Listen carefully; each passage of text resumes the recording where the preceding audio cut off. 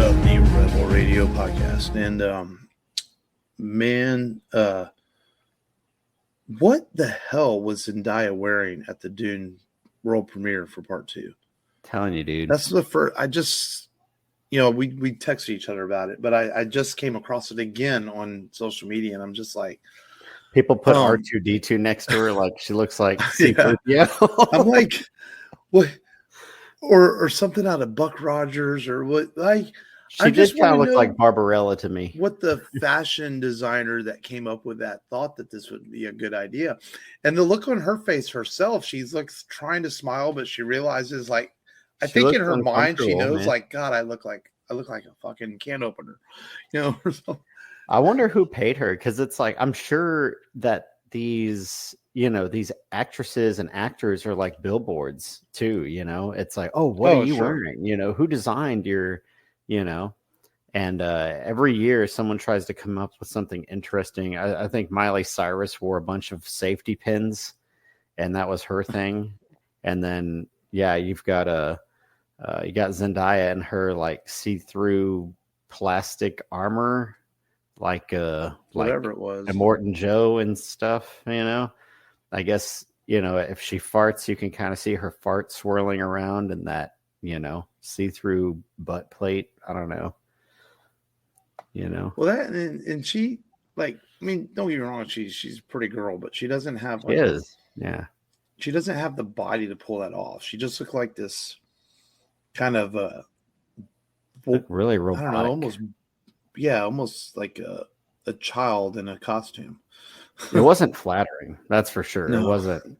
Did not show her best side, for sure. And then Timothy Chamont's having to stand next to her and take pictures, and he's got this look on his face like, what the fuck am I standing next to? It's like, yeah, he's just like, all right. I made a movie with you? What? Well, he wore like a dress one time, so maybe she was trying to, outdo him with the weirdness. One up him. Yeah. Maybe it was a one up. Yeah. Yeah, I don't know, man. I guess you have to be a weird Hollywood type to think you look cool doing that stuff. I guess so. Or you make so much goddamn money in the world, you just don't care. Like, yeah. Yeah. Yeah. They're just going to be like, okay, peasant, Yeah, I guess so. But, man, that said, though, despite the weirdness of Zendaya, man, we've been kind of going through a phase where since Christmas time, it's been kind of just slow going with movies. But, man, then this week we got some pretty badass trailers. Super Bowl was this past Sunday, and always new trailers drop. And we finally got a look at the new movie called Wolverine and an Asshole. I mean, Deadpool and Wolverine. Yeah. As Hugh Jackman called him out. And, that's the official title of Deadpool 3 now. It's Deadpool and Wolverine. And, my first thoughts on this trailer was, I thought the cracks at Disney making R-rated film were pretty genius, showing that Disney does have a sense of humor. I thought that it was a little weird at first. It felt like watching an episode of All in the Family, then becomes a Deadpool movie trailer. It was a bit strange. But man, I feel like the trailer didn't deliver enough for me. I feel like, you get the silhouette of Wolverine, and that's cool and all, but like everyone knows Hugh Jackman's in the movie. We know Wolverine's back. So I was kind of like, why hide him so much in the trailer? I just felt like I was a little disappointed by that. And I know there'll probably be a second trailer down the road, but it just felt like, it just, I don't know. It didn't just get my blood boiling. I mean, and that said, I'm not a huge fan of the first couple Wolverine films or Deadpool films. I mean, I do like Deadpool 1, Deadpool 2. I mean, it's kind of just part 1 all over again with some new jokes. But man, the anticipation behind this, I really wanted to be wowed by the trailer, and I just wasn't, man. And I was just like, I mean, it's cool. But it didn't wow me. This is Marvel's big thing this year. It's their only film. It's gotta like wow audiences. And so far it almost feels like they're riding the coattails of the popularity of the character of Deadpool and Ryan Reynolds, the actor, that they don't need to wow you with the trailer. Is that fair enough to say? Maybe so. But I felt like it should have wowed me, and it just didn't. It's just I do my feel like we wanted to see some skin. We wanted to see some skin, and they showed us like half the leg. All right, nice, nice. All right, there's something there. But we didn't get a look at what we really wanted to get a look at. They would have rolled it up a little bit more. Could have seen Wolverine. We did get Pyro though. Pyro is nobody cares about Pyro.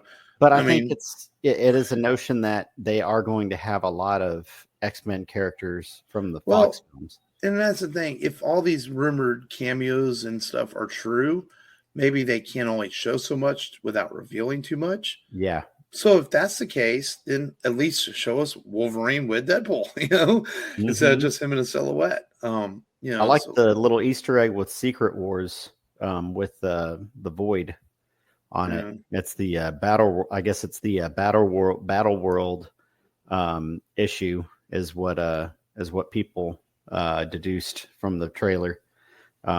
So that and battle world is a mirror to the Secret Wars. Yeah, to the multiverse. So I wonder if if there's going to be they're going to use this to bring back all those people who were rumored, like Jennifer Garner's Elektra, Affleck's Daredevil. They're talking like everybody from all the past superhero films are going to be in this film. Ian McKellen is apparently confirmed. The actor that played Cyclops, I forget his name. James Marsden, yeah. He's rumored. So if they're able to pull it off and have all these people in there, I think it's going to be a really, really fun film. Yeah. But like you said, if that's the case, and I know Reynolds sent out a generic message, hey guys, stop leaking, pictures from the set. Apparently there's a lot of people leaking set pictures, and that's how a lot of this stuff was came to light. And so people kind of, halted on it. So I think, if they tried to expand on the trailer, like you said, maybe they'd give away too much. Yeah, maybe so. Yeah, I mean, but show Wolverine, damn it, I know, man. It's but I like the title. I think that's cool, calling it Deadpool and Wolverine. I think it's smart marketing too, because you're kind of basically rebooting Deadpool within the MCU after doing his 2 movies by himself. Yeah. So I think if you're going to do that, why not? You don't need to call it Deadpool 3. It's a good idea to call it Deadpool and Wolverine. I do like that. That was cool. The second trailer we got that did blow me away. We also got a trailer for. Well, let's back up a little bit. We got a trailer for A Quiet Place Day 1. Which looks pretty intense. Going backwards, we're in the Quiet Place movies, we're told through things that you can't make noise or the aliens will get you. And this one is the exact opposite. You're making all the fucking noises, aliens attack until people figure out they can make noise. So I think it's a cool. When you think about prequels, sometimes you're like, do I really need a prequel of that? But the Quiet Place kind of what's the word I'm looking for? Extends itself, allows itself for a prequel to be interesting. Yeah, it left the invasion part of the story open, right? And because a prequel could be a good idea. Yeah, and then we got our first look at they're not calling it a sequel, but in the same universe, and that's Twisters. Which I have a feeling. Don't you feel like there's going to be some sort of connection to the original, like Glenn Powell plays Bill Paxton's son or something like that. You've got to. But it looked fun. It looks absolutely stupid. It also looks a lot of fun. Yeah, which it's like we redid Twisters, or we retrospected Twister, and it's funny rewatching it after you've seen all these other action films and disaster films. You realize that the whole movie, the whole time they're running the whole time, and just be like, get out, you got to get out of here, right. Let's get away from here. It's like all the action. But so I wonder if it's going to be like the same thing with this one, and are we going to get cows? are we gonna have cows twirling around in the twisters again? Because I Yeah. thought that was actually kind of funny. And then, but the trailer that did blow me away was our new trailer for Kingdom of the Planet of the Apes. And man, I've watched this thing like 4 times. This is a good trailer. Mm-hmm. I mean, this is what Deadpool and Wolverine could have been as a trailer. Much more intriguing, much more like, okay, what is this about? They throw hints at you that this is many years past Caesar. They throw hints at you as to the war that has occurred since War from the Planet of the Apes that has been going on between different ape species, and they don't like each other, and that the humans are now hunted and there's very few of them left. Mm-hmm. I mean, this trailer, it's disappointing that Matt Reeves is not coming back. But I'm very curious to see what Wes Ball is going to pull off. I know he's best known for the Maze Runner films and stuff, and I haven't seen those, but I've heard that they're decent. But man, Kingdom of the Planet of the Apes looks amazing. It looks like it could be one of the biggest films this summer. Nah, it looks really good. The CGI looks smooth. There's no fan backlash like, oh, CGI looks horrible. It looks good, and it looks to be as epic as the films that came before it. And I love some of the subtle nods to the original series in there, like the beat scene is obviously a nod to Beneath the Planet of the Apes and to the end of the original Planet of the Apes. We see the girl running through the grass, obviously a nod to the original Planet of the Apes too, where we first see the apes and as Charlton Heston's characters run through the grass. So I think that's some really cool series nods they threw in there just in the trailer, that are obviously homages to the original series. So definitely looking forward to that one, man. That one just looked fucking awesome. To be honest. And am I forgetting any major trailers that came out? I think those were the 2 biggest ones. And well, this wasn't a Super Bowl trailer, and I'm gonna get to Godzilla here in a minute, but we got our first look finally. You made me think about with Deadpool at X-Men 97. The long awaited. This was announced like 3 years ago when Disney Plus almost first came out that they were bringing back the X-Men with a series that takes place right where X-Men 96 left off. And finally got our first look at it. It's coming out March 20th. And it looks like we jumped right back into 1996. Oh, yeah. It looks fun. A little updated, obviously. And our favorite characters are back. I saw like a little clip of Bishop in there even. And, it's going to be fun to watch it whenever it comes out. Yeah, I'm really curious. Is like, one thing the X-Men animated series was great about was adapting very popular comic storylines. I mean, we had the entire Dark Phoenix saga. We had the Days of Future Past. We had Cable. Yeah, we had Apocalypse. We had Cable Saga. So surely they know that what cool storylines are going to adapt in this. The long-haired Magneto makes me think about Apocalypse Now or Age of Apocalypse. I meant, they could adapt that storyline in some ways. They could adapt storyline where he rips Wolverine's adamantium out. There's some cool stuff they could do with this. So we'll see where they go with it. And then lastly, the trailer we got on Wednesday on Valentine's Day was a new trailer for Godzilla X Kong: The New Empire, and much better trailer than the first trailer. Much better. Just got to see a lot of good monster action, some really cool shots of the big boys in this, and I'm already excited for this movie. I've been excited. Just can't wait, man. It is the end of 2023 and now into 2024. It is the year of Godzilla. It's the 70th anniversary. But we're not going to leave Kong out either. He gets his spotlight also. That's right. In this movie. And, man, Godzilla fans, we are eating the buffet lines. The pizza's filling our bellies. We're doing good right now. Between -1, Monarch, and now this movie coming out, it is just good living.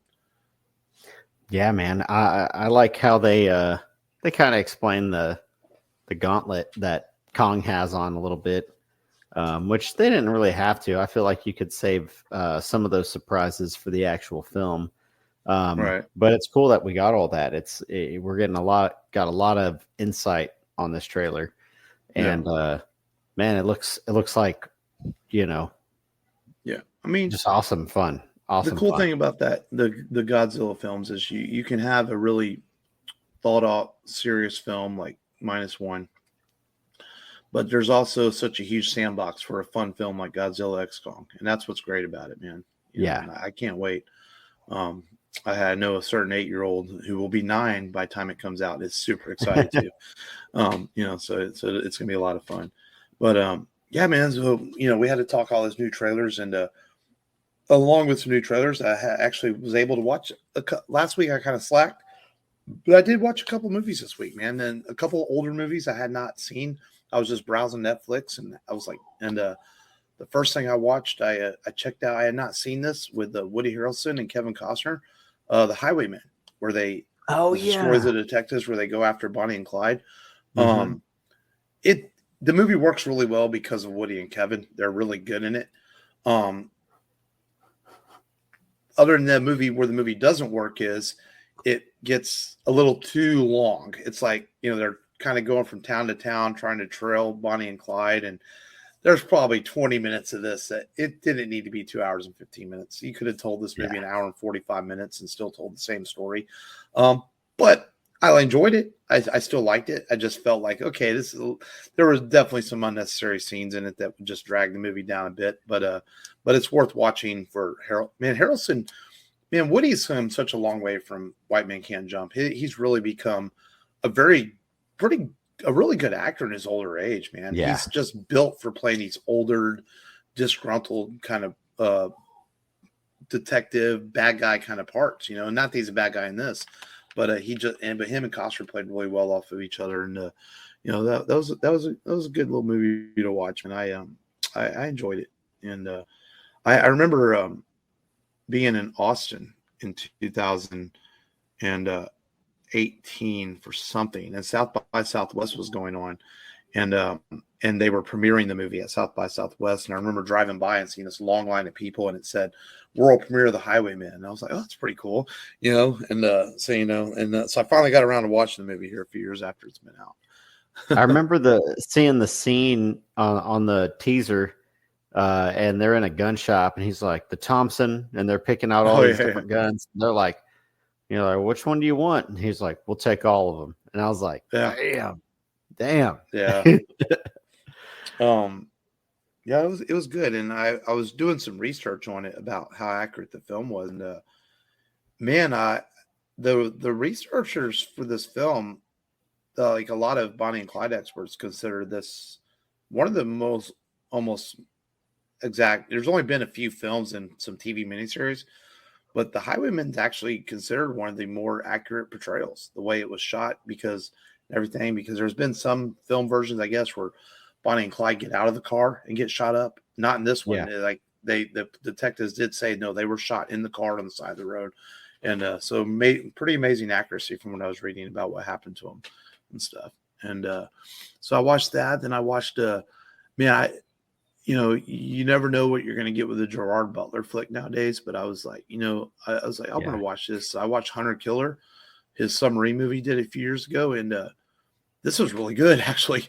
I wouldn't sleep on this, man. I actually really enjoyed it quite a bit. Yeah. And, and maybe it's just because that genre doesn't have enough movies in it, the submarine war genre. But this one was really good, a bit over the top as far as, the ideas of, us almost going to war with Russia and stuff. But it wasn't over the top in the sense that it felt ridiculous, the story felt believable, Yeah. And it was well acted and a good intense moments in it. And,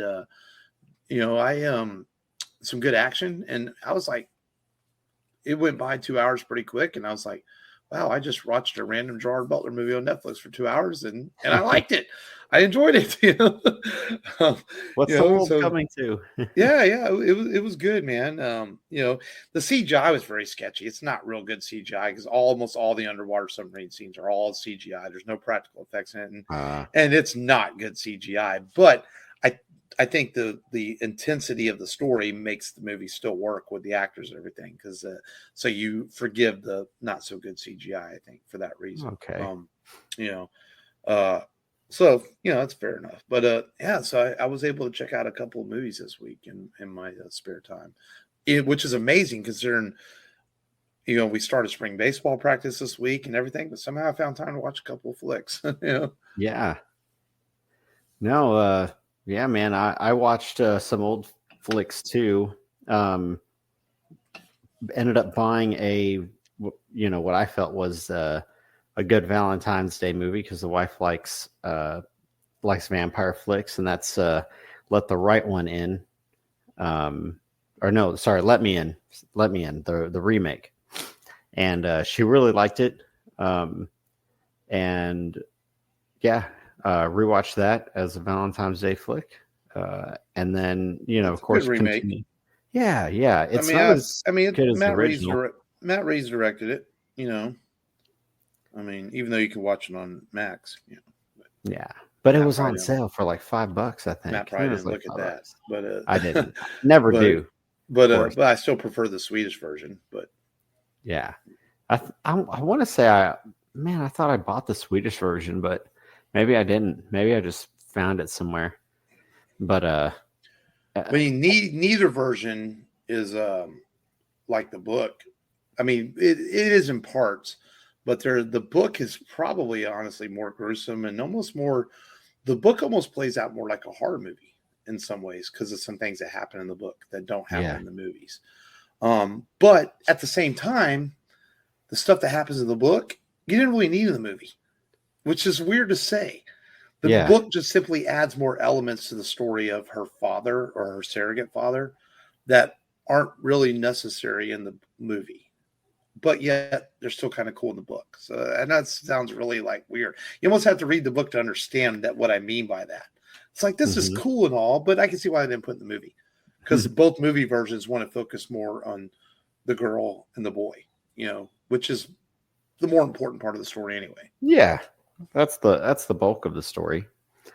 But yeah, other than that, I did continue my Carl Weathers movie trip, and I watched Rockies 4, 5, and Rocky Balboa, and I do feel like Balboa is good, but it's definitely better than 5, that's for sure.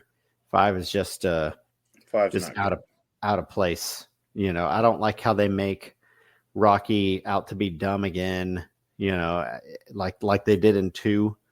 In 2, he's doing those commercials, and he isn't very good at talking.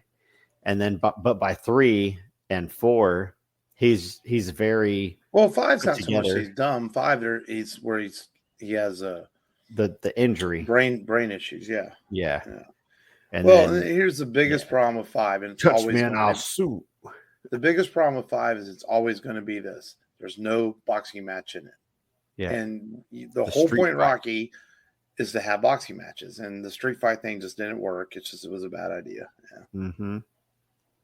The only good thing on there is some of the philosophical stuff, and that's it. Him as the trainer, the way that they did it, just wasn't good. Worked way much better in Creed. Yeah, way better in Creed. And that, especially since you had this lineage aspect, I think that's you have to have that, like, hey, your father trained me, I'm going to train you, kind of thing.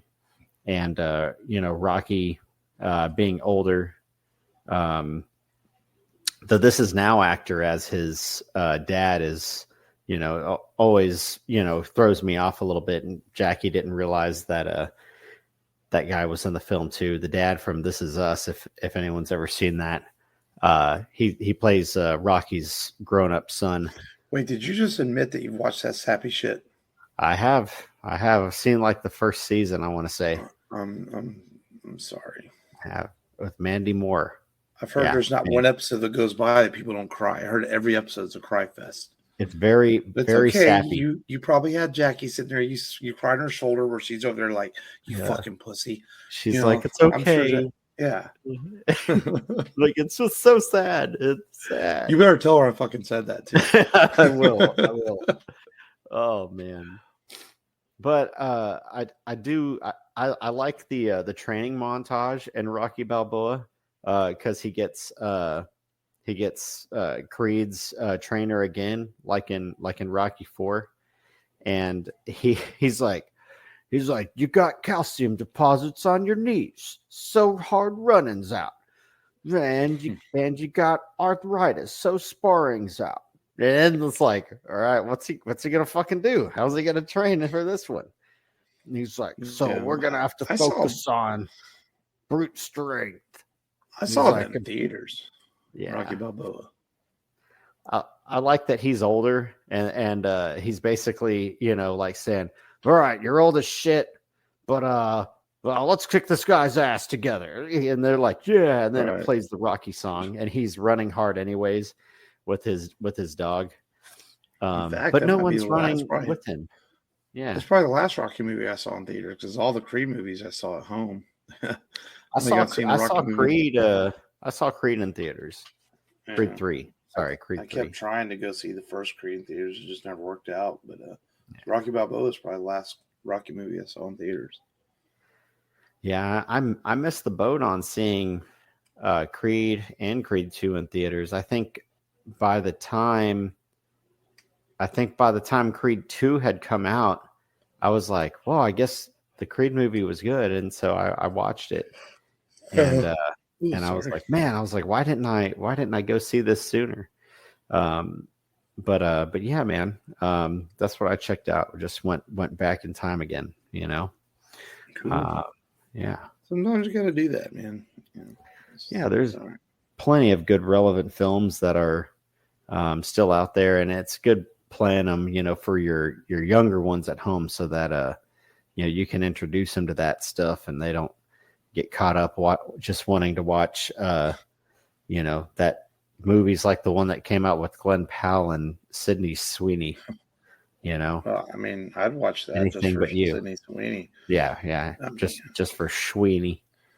Yeah. Now I won't watch Madame Web because I read that it's absolutely terrible. But yeah, I thought about going to see it just for her. I'm glad you didn't. I heard it's awful. Yeah, I heard it's like unwatchable. But that they try and basically make a Terminator film out of a.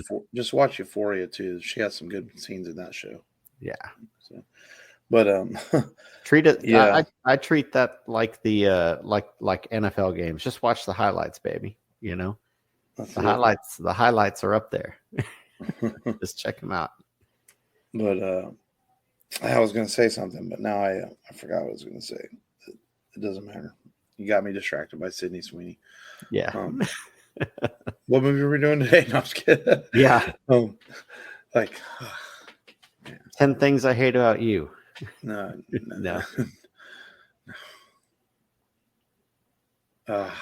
Okay. All right. Well, let's get into today's feature film then officially. A movie that came out. Man, how old is this film? Not that old. 2008 or 9, maybe. Is it even that old? 2005. 2005. So it is about almost 20 years old now. Wow. This is a movie, man. I actually, I did go see this in theaters, man. I remember this came out and I wanted to see it. This is probably a story for you, Matt. It was your first time to see this movie, and mostly because this movie unfortunately did not find an audience in theaters. If I remember correctly, I think it came out the same weekend as a big release, and the marketing behind this film was mostly unknown actors. It has Heath Ledger in it, but he's you can't really recognize him a lot in the film, and he wasn't marketed as and part of that, Heath didn't want to be marketed as one of the main actors because he wanted the spotlight to shine on the young actors of the film. Yeah. And you but still this have is a story. Girl. Yeah. But this is a story that your generation, Matt, may not be as familiar with, because you guys are the Tony Hawk generation. Y'all grew up playing Pro Skater, and y'all knew who Tony Hawk was. But my age, I knew who Tony Alva was and Joey Peralta and these guys. I had heard their names. When you went to the skateboard and surf shot, their names were on T-shirts. Alva Skateboards, their names were on skateboards. And then Tony Hawk came around, and he took skateboarding. He blew it up even bigger than these guys had already started. Yeah. But these guys, skateboarding also was a real West Coast thing in the late 70s, even into the 80s until Tony Hawk blew it up. So unless you followed skateboarding or kind of kept up with it, you didn't really know what it was. Skateboarding was still a niche kind of underground thing. I had a friend who you know, Mark Nassau, who worked at a surf shop in Memorial City Mall. And so you walk in there and they had all these skateboards from these guys. And that's how you learn about a lot of stuff. But again, it was still a real niche shop. Unless you're into skating or surfing, you didn't go shop there. I go hang out there because my buddy worked there, you know. Yeah. But that movie that tells their story is Lords of Dogtown. And this tells the story of how the Z Boys who worked for Zephyer Skateboards started making skateboarding get big and start booming in California in the late 70s and going in the 80s. And this is their story told on film from their perspective of what they went through. Now the film is told in kind of that hyper realism, kind of fast paced, semi real documentary feel. Yeah. So there's a whole lot. Hurt Locker. Yeah. There's a whole lot going on in this film very quickly. It's not your cut and paste true story. You kind of have to pick up the pieces as a viewer as you're going along, because they start from being a small town Zephyer skateboarders, and all of a sudden they're getting, picked apart by big wigs who want to make them bigger and everything. Yeah. It all happens kind of quickly. If this had been an overly dramatic film, you would have probably had, the set down like, oh man, I can't leave. Man, what is his character's name? It's escaping me off the top of my Skip.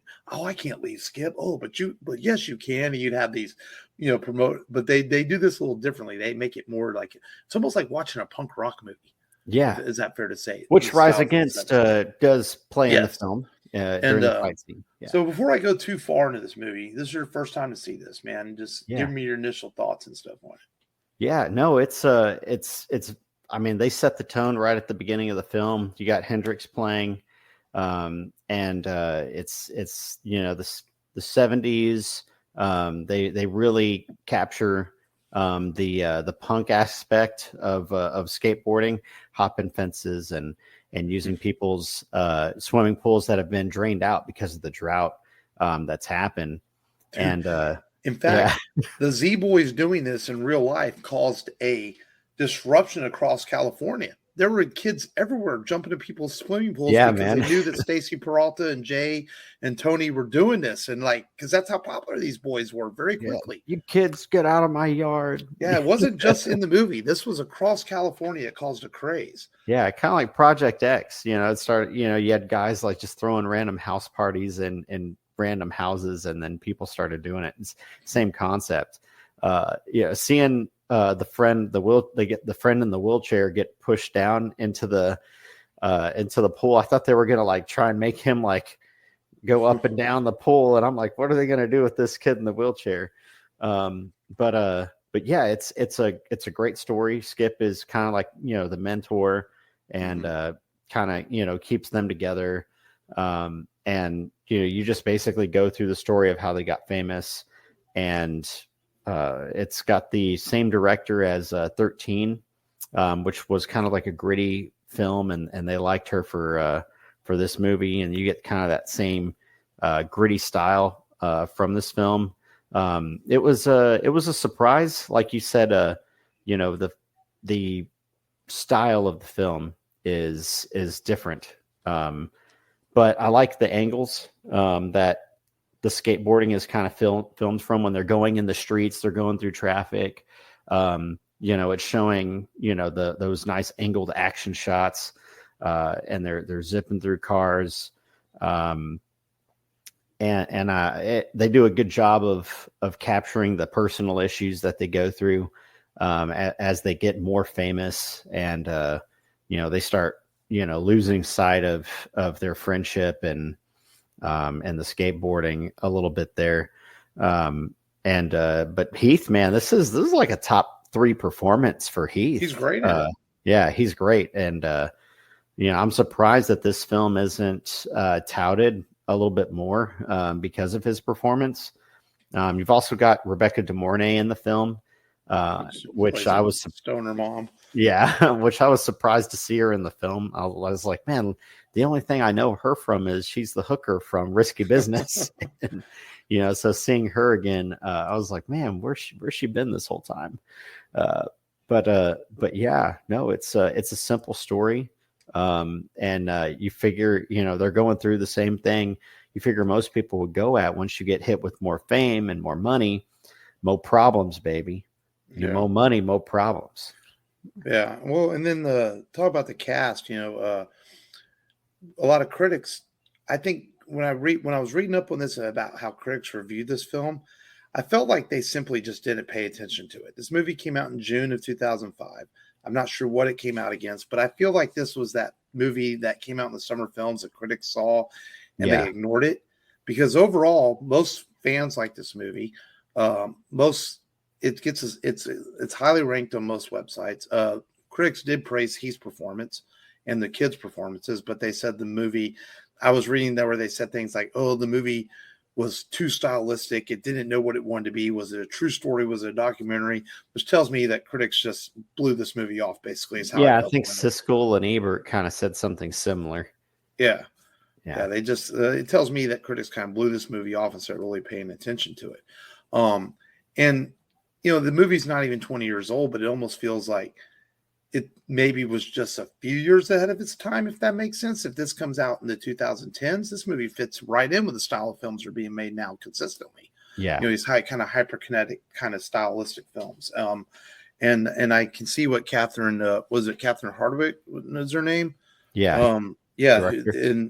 And I can see what, and I completely get the feel that she was going for. And I think it works so well to capture, like you said, that 70s punk rock aspect, the whole idea of underground skateboard movement and what these boys went through towards their lead to be successful. And I think it's really a cool story, and then it's cool to see the little Tony Hawk cameo in there towards the end of the film. Mm-hmm. Jeremy Renner cameos in this film.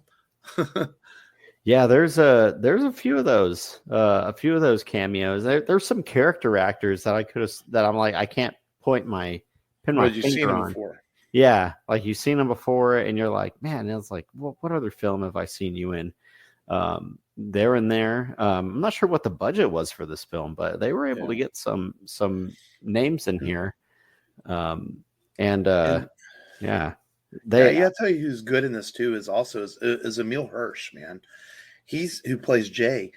Man, Emile is such a talent. We did Speed Racer with him, and he got into some trouble with the law a few years ago. Then he hit his girlfriend or something like that, and his career never took off. Shaved head, right? Shaved head. Yeah.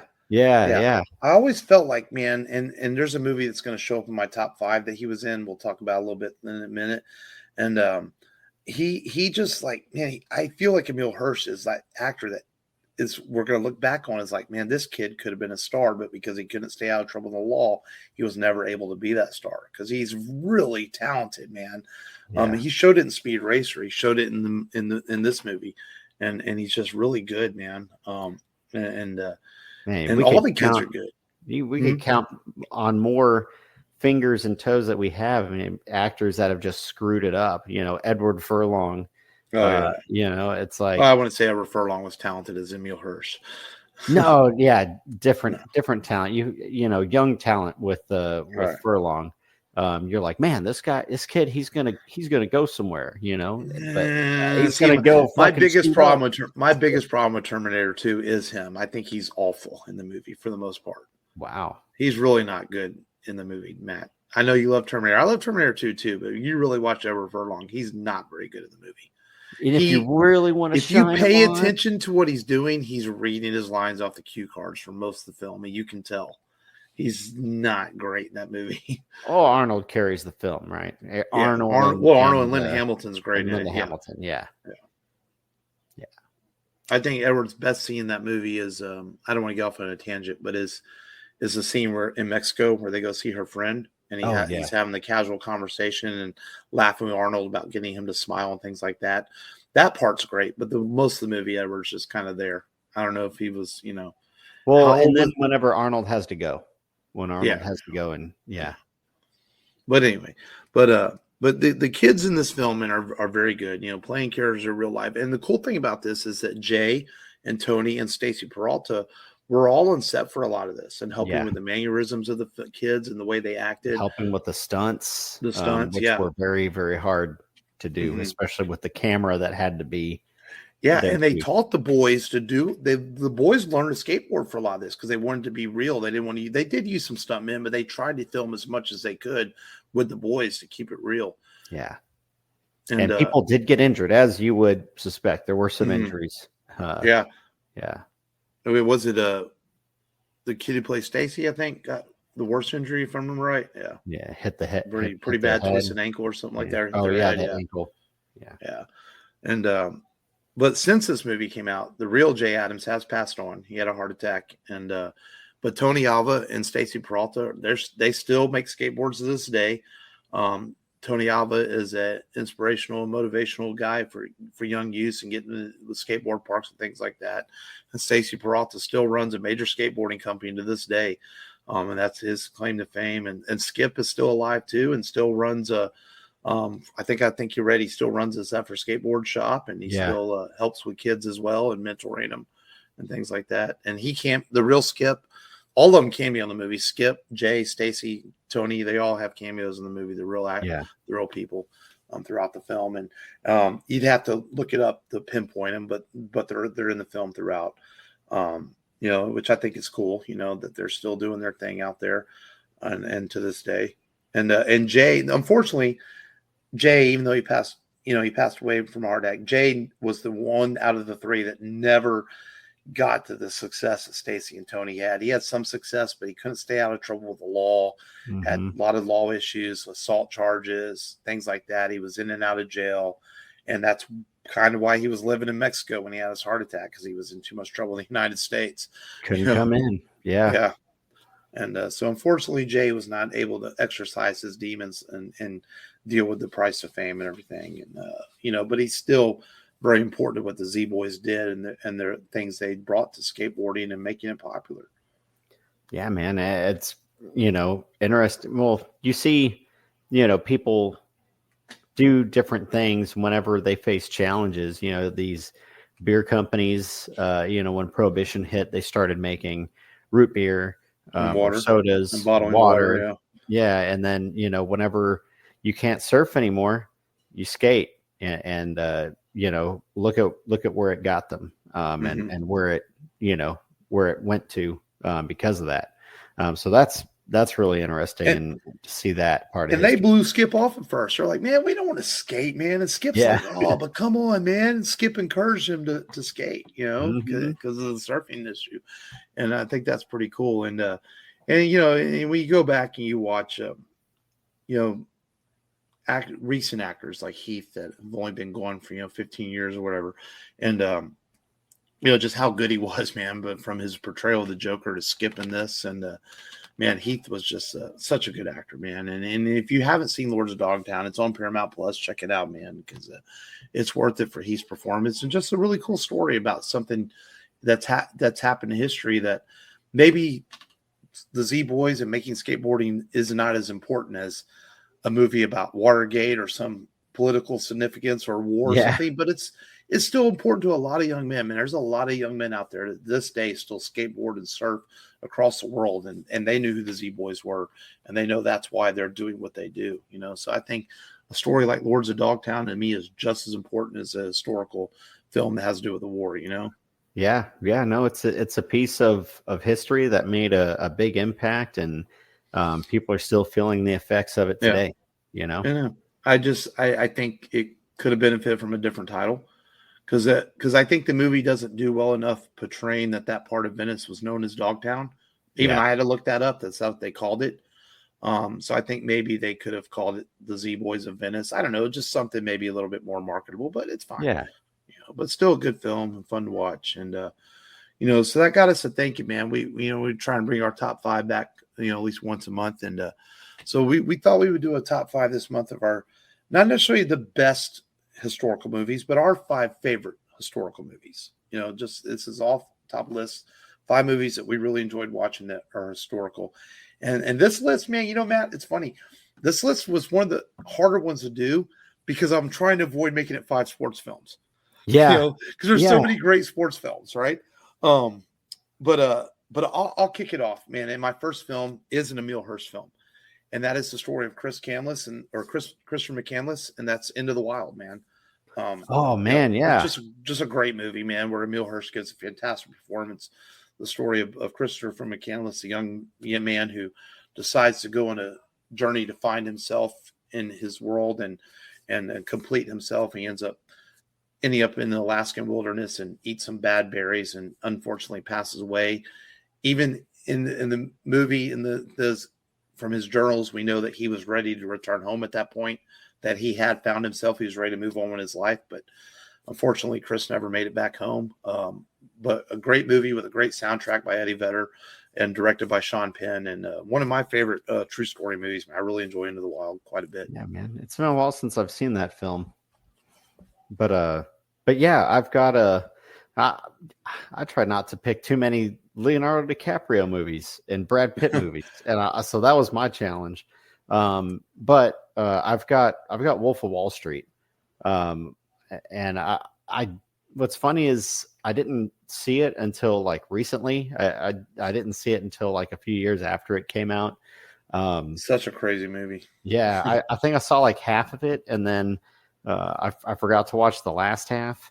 But watching the whole movie, it's just ridiculous. It's got so much stuff in the film, and Jordan Belfort said he has said 80% of that shit's real. It happened. They had parties like that. They had stuff like that. Yeah, he said it was nuts. Yeah, that's the kind of life they lived. They that movie sets the standard right whenever you start watching it. It's like freaking cocaine. The craziest thing about all that is, Jordan Belfort went to jail, obviously, for a few years for embezzling funds and money and all that. Yeah. But when he came out of jail, he was still worth $3.1 million because he was so good. He had his lawyers make sure the judge, because there was $3 million he actually did make legally. Yeah. And his lawyers were so good that he got to keep that. They didn't take everything from him because they were able to prove that he made that money legally. Crazy, man. That's how good Jordan Belfort was. And now he's a motivational speaker and gets paid probably $1 million just to appear at a college. Yeah. Oh, definitely. Yeah, he's still found a way to make millions. Yep. At number 4, man, I do have two sports movies on here, and I have the story of Jackie Robinson with Chadwick Boseman, 42. Love this movie. Good one. Such a great film. Story of Jackie Robinson, I think, is one of the most important sports stories in our history, as he broke the color barrier, not just for baseball, but for all sports. Eventually, it would lead to basketball and to football, and such a brave man Jackie was to deal with everything he had to deal with and get out there in that baseball field and play baseball and perform every day with threats on his life and his family, and to fight racism, and just an inspiration to people across the world, and as he should be. And 42 tells that story wonderfully. Yeah, they say the Caucasians, they used to talk like this. Oh, there's all black socks. He's 42. He's a bartender. He's the fastest out there. And then Jackie Robinson, as soon as he hit that ball, they started talking normally. Oh shit! Oh, he knocked that cool tone out of their voice. I know what you're talking about. I do think it's funny. Like, okay, they're playing these games in Brooklyn, New York. Why does everybody talk like they're from Texas? No, I know. I know. But good film. Harrison in that film too. Good supporting actor. He's really good in it. Yeah. Yeah. For me, I've got American Sniper next.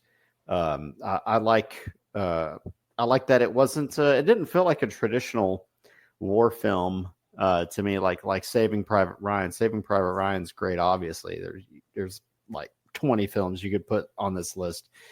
Saving Private Ryan's based on a real war, but not real people. Yes. It's very, very loosely based on a small article that Spielberg read about a battalion that was sent in to find a guy, and then they decided to write a screenplay on it, but it wasn't nearly as dramatic as the movie. But anyway. Exactly.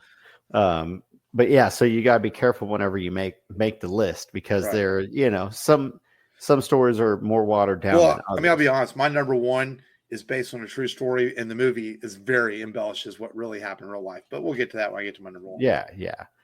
So American Sniper, if you haven't seen it, Chris Kyle, like almost 300 kills, best sniper in American history, and his tragic story, portrayed by Bradley Cooper and directed by the great Clint Eastwood.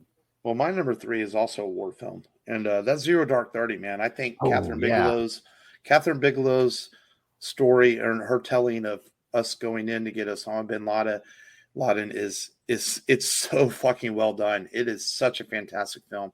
Mm-hmm. It's almost amazing that it's not held in the same regard as her Hurt Locker movie. But man, Zero Dark 30 is so good. You feel like you're there with those soldiers as things unfold as we go after one of the most sought after terrorists of our time, and it's a really, really good movie, and I think maybe it's not talked about as much because it's so close to the chest for so many people because of the things that bin Laden and his people did to our country, on 9/11 and things like that. So I think people are afraid to admit that they love that movie, but it's okay to like a movie, people, even though it hits close to home because of what he did to our country. But man, Zero Dark 30 is so good. Good one, man. For me, man, I know this is a more recent film, but I've got Oppenheimer as number two. I really enjoyed it. I liked the just learning about Robert J. Oppenheimer because for some reason I had in my mind that Albert Einstein had more to do with the Manhattan Project, but really he did not. And then just the impact that Oppenheimer knew the effect of the atomic bomb was going to have, and seeing that play out on the big screen was cool to watch. Yeah, good movie. And number two, I have Moneyball. It's my second sports movie. Man, this is a movie that the more and more I watch it, the more and more I love it, man. I think it's so good. It's so well acted. It's extremely accurate as to what the Oakland A's did to come up with analyticals. And it's so important to the game of baseball. It's 20 years later, man. We have our Houston Astros winning World Series based on analyticals. It's completely, and not just baseball. Analyticals have gone into basketball. Yeah. The NFL is finally, basketball's been embracing analyticals for a few years now, but now the NFL is starting to embrace analyticals. And the NFL for years swore, oh, that won't work in football. You can't win football games based on how many receptions a guy caught per year. Yes, you can. The NFL is starting to figure it out. Yeah, same concept. Important. They're like, he gets on base. I like how this guy catches 5-yard passes consistently. Yeah, NFL's starting to figure it out.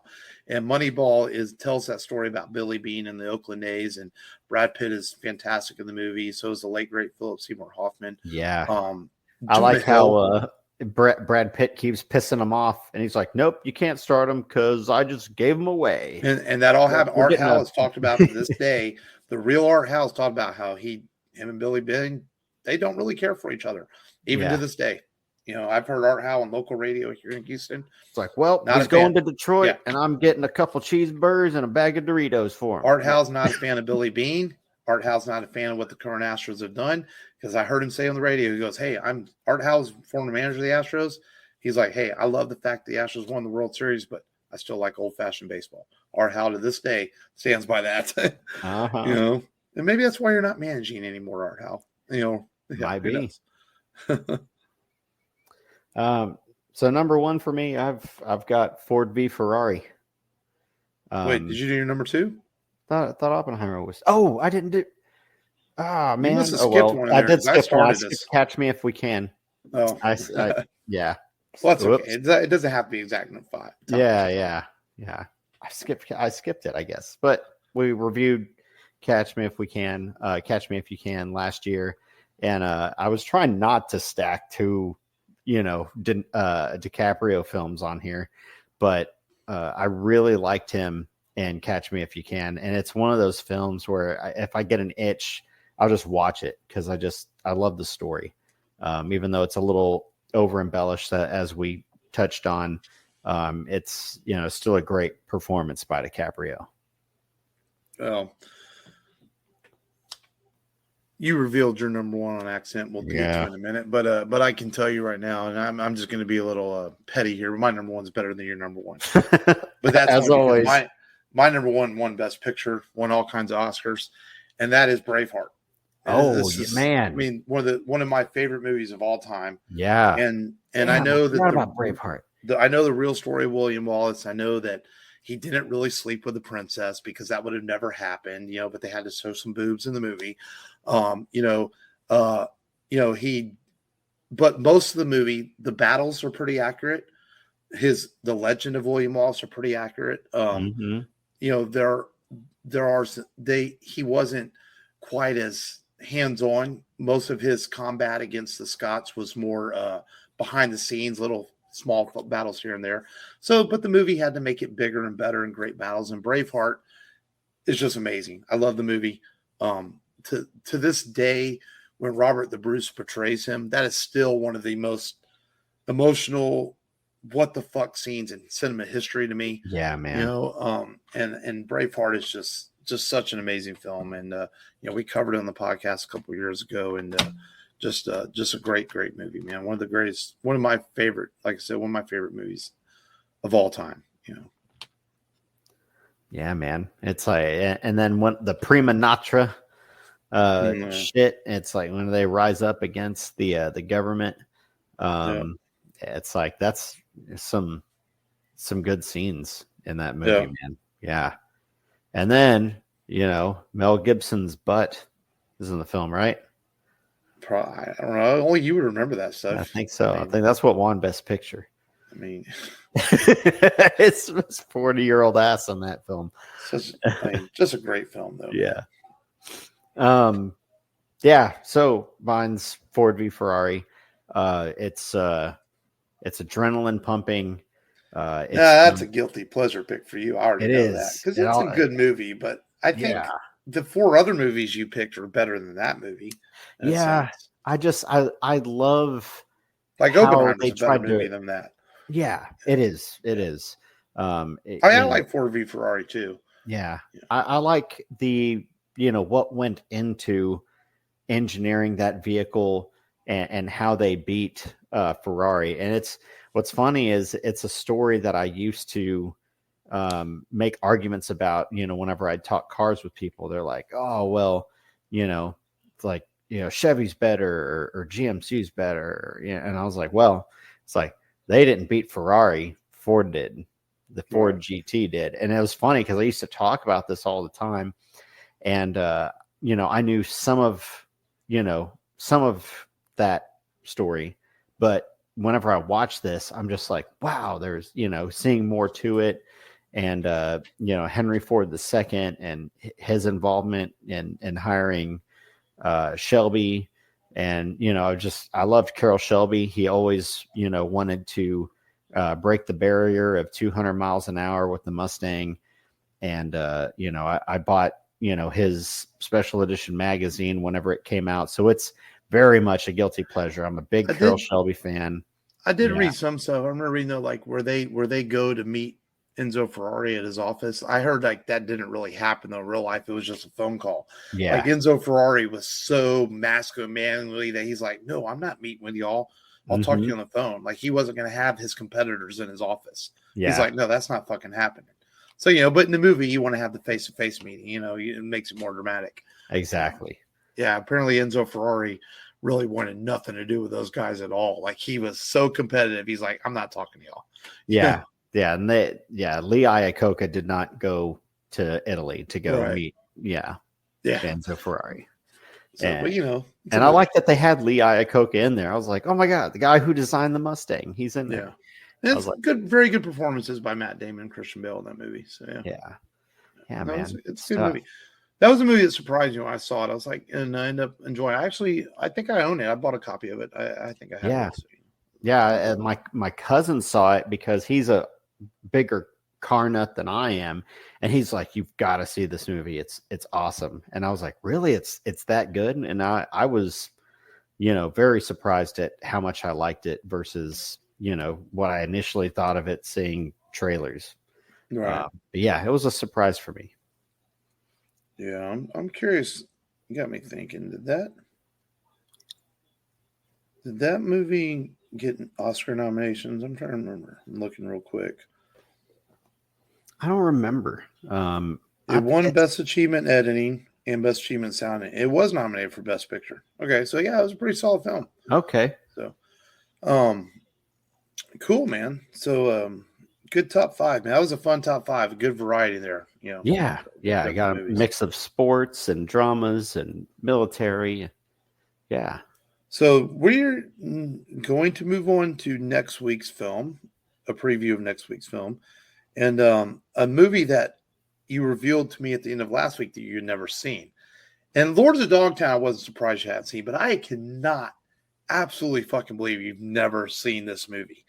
And that is Apollo 13.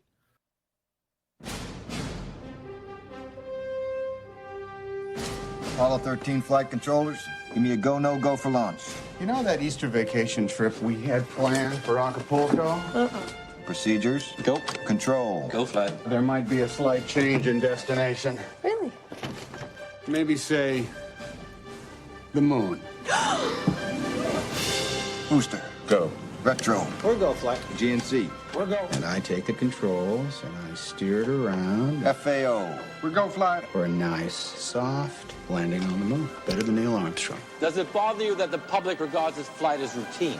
There's nothing routine about flying to the moon. I can vouch for that. Launch control, this is Houston. We are go for launch. The clock is running. Houston, we have cleared the tower at 1313. Okay, guys. We're going to the moon. This is the crew of the Apollo 13, wishing everyone back on Earth a pleasant evening.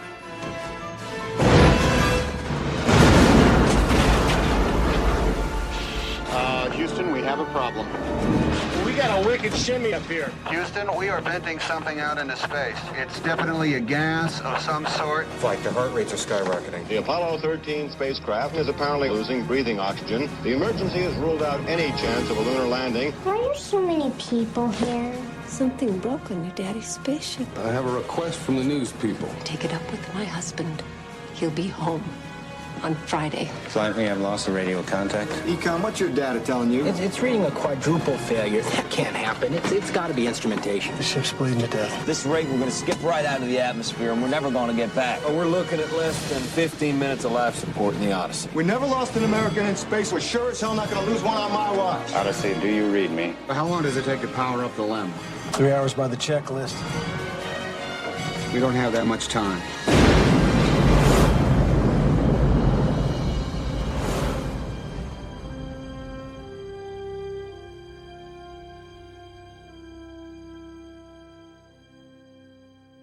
Yep.